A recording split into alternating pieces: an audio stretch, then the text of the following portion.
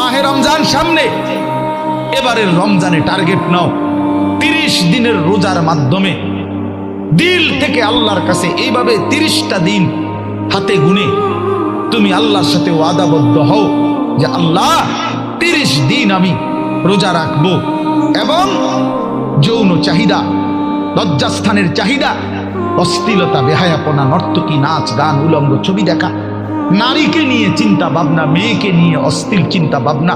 অবৈধ কোনো প্রেম সম্পর্ক, হারাম কোনো রিলেশন, এই সব ত্যাগ করে বন্ধু 30টা দিন মনোযোগ দিয়া রোজা রাখো, তারাবি পড়ো, ইফতার করো, সাহারি করো, তাসবিহ পড়ো, তেলাওয়াত করো, কোনো আলেমে দ্বীনের সাথে উঠা বসা করো, ইমাম সাহেবের সাথে সম্পর্ক করো। ইনশাআল্লাহ দেখবা